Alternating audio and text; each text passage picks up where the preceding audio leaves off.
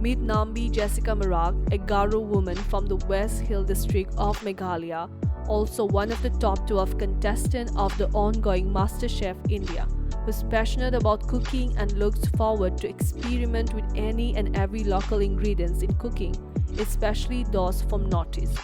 Nambie has a YouTube channel that goes by the name Eat Your Kappa, where she uploads videos of local cuisine and her life in the hills. Let's have a look at what Nambie has to say.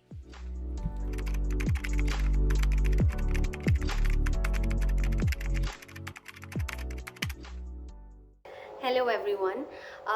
So I think my love for food began at a very early age when I was studying in school.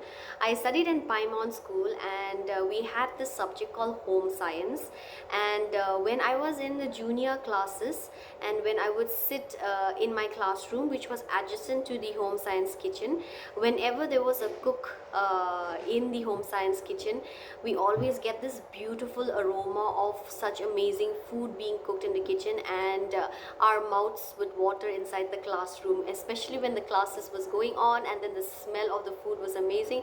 That was one thing that really inspired me to take cooking, and I always wanted to go to a higher class to be able to cook. And being in the MasterChef kitchen today just reminds me of how it was sort of like a mini MasterChef back then in school itself, where we were given like 1 hour to cook, and we had to pick chits and all of that, which was really exciting. I think that really inspired me to love cooking. And who inspired me, it definitely has to be my mother. My mother is an amazing cook, and she would make amazing meals with such little elements and frugal. We did a lot of frugal eating, especially because we come from a background. We are from the Garo tribe, and we are mountain people, and we survived on frugal eating, and that's something that I learned from my mom, to always make amazing food with very little ingredients. And I think she definitely is my role model.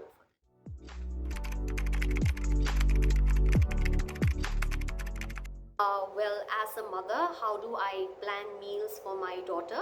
I am very lucky and so blessed to be living in the pristine hills of the West Khasi Hills district of Meghalaya, and I cannot just call and order online for a delivery of fast food. It doesn't happen there. It doesn't work that way. There are no roads in the first place for people to come and deliver food up there. So whatever I make for my daughter has always been from the backyard. And the maybe if you call it junk food, yes, I do try to make my daughter's wishes of eating junk food in certain ways. I make everything from scratch, like even french fries for that matter, the potatoes that we get in our backyard, or the yams or the sweet potatoes, I fry them by myself and I give it to her. So it's still homemade. So there's no way that I can just order for fast food and come online. So I don't have to sort of control anything, which is why I say I am so blessed and so lucky to be able to bring up my beautiful daughter in a village like mine.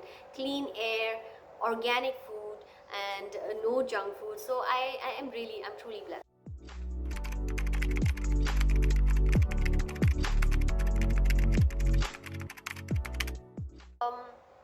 One thing that I want to bring to the table in MasterChef India is our food culture.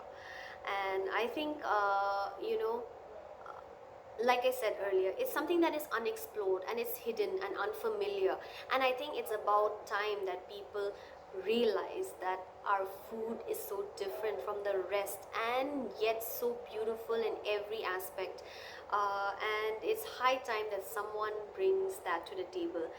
We have such amazing culture and beautiful stories and such unbelievable, unimaginable ingredients in the Northeast. So I just hope that I'm able to bring that to the table and showcase our amazing cuisine.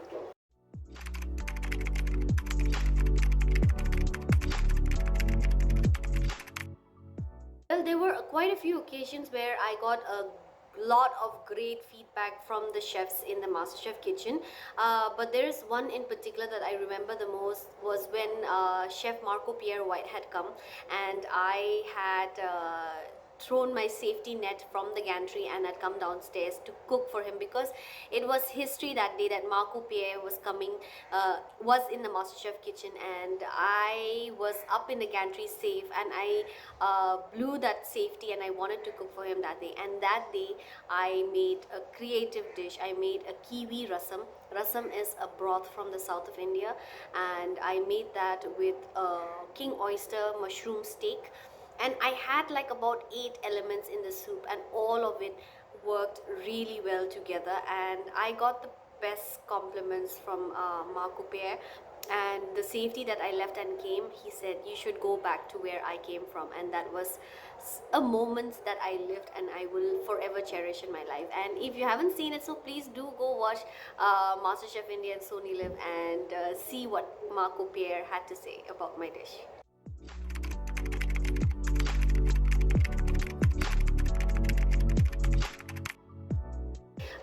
So yes, I do have a knack for naming my dishes. I love naming my dishes. I think giving an identity to your dish is something that I really enjoy.